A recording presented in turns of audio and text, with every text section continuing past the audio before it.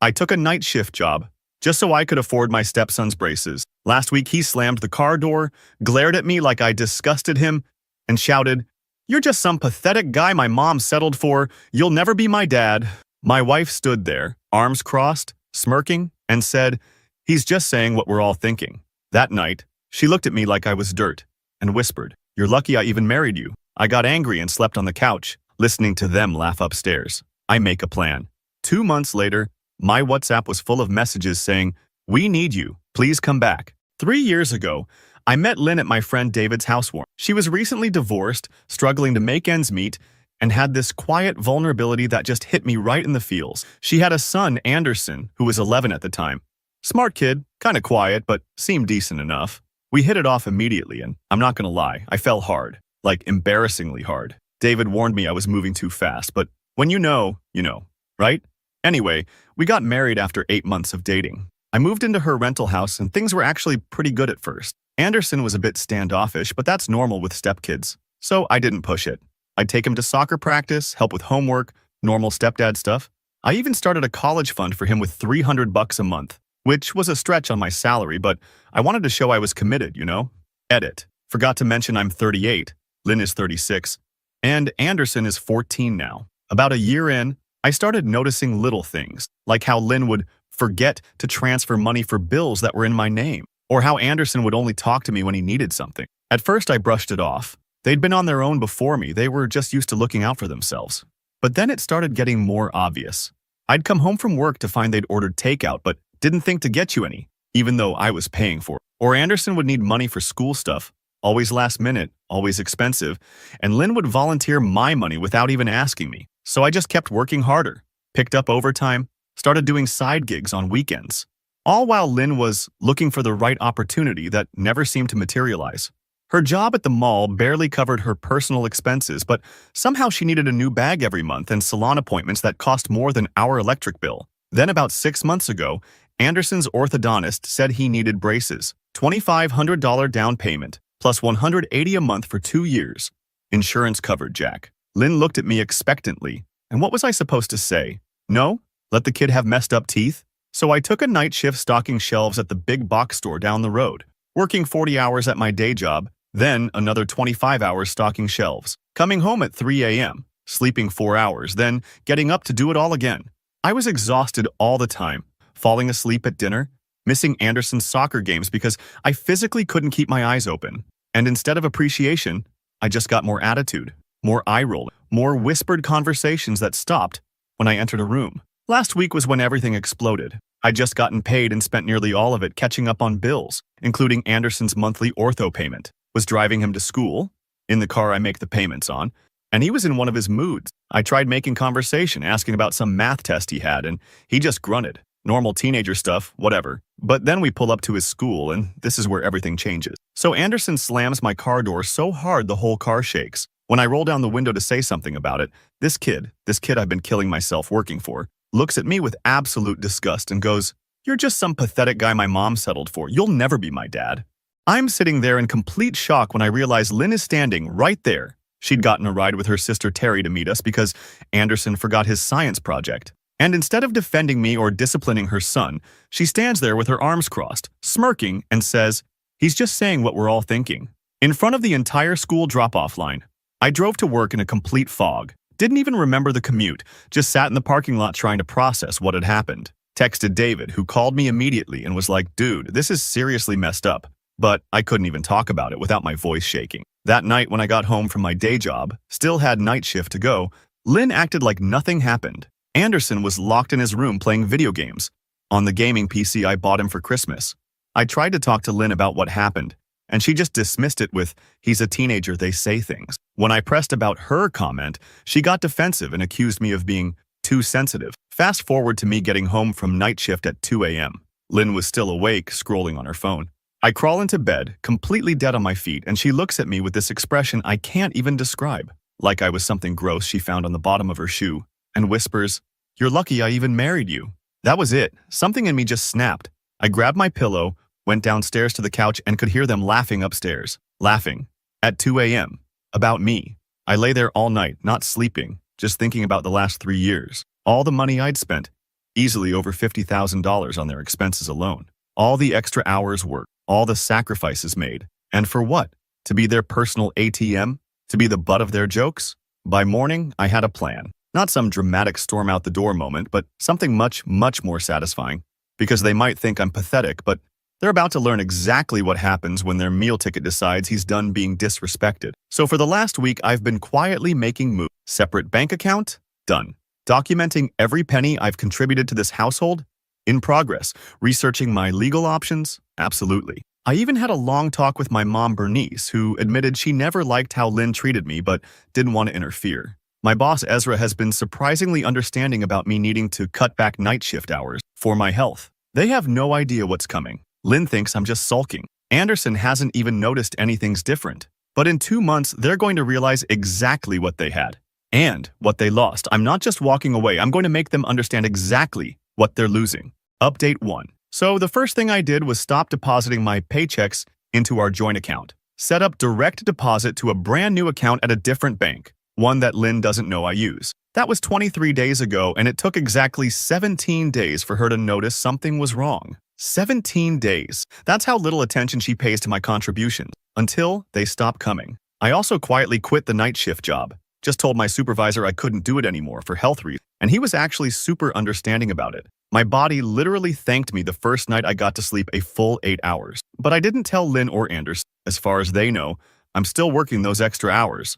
I just leave the house and go crash at David's place or sit at the 24-hour diner and catch up on Netflix shows I've been too tired to watch. Sidebar. Finally finished that zombie series everyone was talking about 2 years ago? It's mid. Anyway, the real fun started last week when bills came due. I usually handle all the utilities because Lynn isn't good with deadlines. Translation, doesn't want to be bothered. So the electric bill, water bill, internet, streaming services, all in my name, all paid from my account. Or rather, all not paid this month. I've been keeping a spreadsheet of every single bill I've paid over the last 3 years. Would you believe it adds up to $47,322? Just in bills, not counting groceries, car payments, or the $3,000 I spent fixing the roof last summer. That spreadsheet has become my Bible. So Lynn texted me at work 4 days ago. Did you pay the internet bill? Our connection is down, and Anderson needs it for homework. I waited 3 hours to respond. Yeah, sorry. Must have slipped my mind with all the overtime I've been. We'll take care of it tomorrow. I did not, in fact, take care of it tomorrow. The next day, she called me 7 times while I was at work. I let it go to voicemail every time. When I finally got home, she was in full meltdown mode. Not only was the internet still out, but she'd gotten an alert that the electric bill was past due and they were threatening to shut it off. Plus, her credit card got declined while trying to order DoorDash. She has her own credit card that I pay the minimum on every month. Another $250 I've been flushing down the toilet. When she demanded to know what was going on, I just shrugged and said I've been really overwhelmed lately. What with working basically 2 full-time jobs? Maybe she could help out with some of the financial stuff? The look on her face was priceless, like I'd suggested she donate a kidney. That's when she did something that confirmed every suspicion I've had. She grabbed her phone, pulled up her banking app, and showed me her account balance. $117 for the entire month. And we're talking about a woman who somehow always has money for mani-pedis and new clothes. She started rambling about how she was waiting on her paycheck, how sales had been slow at the mall, blah, blah, blah. But all I could think was, where the hell has all her money been going for 3 years if I've been covering everything? I didn't call her out, though. Just said I'd transfer some money over on payday, and maybe she could pick up an extra shift or 2. That shut her up real quick. So then comes the Anderson situation. The kid has an orthodontist appointment for his monthly adjustment. Normally I take him because Lynn is too busy, but this time I said I had a work thing. She gives me this look like I've personally insulted her ancestors and says fine, she'll take him, but I need to give her the $180 for the payment. I told her I'm a little short this month because of all the unpaid bills piling up. Maybe she could cover it just this once. You guys, she lost her mind. Accused me of being irresponsible, of not caring about Anderson's health, of going back on promises. Rich, coming from the woman who told me I was lucky she married me. I just stayed calm and said I'd see what I could do. The day of the appointment, I gave Anderson exactly half the money, $90, and said it was all I could pull together. Told him to ask his mom for the rest. Then I had to leave for work. Actually went to check out a studio apartment I've been eyeing. Later that night, I came home to World War III. Apparently, the orthodontist refused to do the adjustment without full payment. Anderson was embarrassed in front of the receptionist. Lynn had to call her sister Terry to Venmo her the remaining $90. And now everyone was looking at me like I'd committed some cardinal sin. I just kept playing dumb. Gosh, I'm so sorry. Money's just really tight right now. Maybe I've been spreading myself too thin trying to handle everything. The next morning, Lynn had a radical change in attitude. She made breakfast, first time in months, and started talking about our financial situation and how we need to come up with a plan. I nearly laughed in her face. Now she wants to be a team player? After 3 years of treating me like her personal ATM? So I've been playing along, nodding at all her budget suggestions while secretly moving forward with my exit strategy. I've already moved most of my important documents and sentimental items to a small storage unit. Carrie from work helped me load everything during lunch breaks. She went through a similar situation with her ex and has been incredibly helpful with advice. Last weekend was the true test of how clueless they really are. I told them I was going to work, but instead spent 8 hours moving more of my stuff out. They never even noticed half my clothes are gone. Never noticed I took the good kitchen knives my mom Bernice gave me for Christmas. Never noticed the missing PlayStation that was actually mine from before we met. That's how little they pay attention to me or my things. The real kicker came 3 days ago. Lynn's sister Terry showed up at our house while I was home. She cornered me in the kitchen and went off about how I was neglecting my responsibilities and making her sister stress out.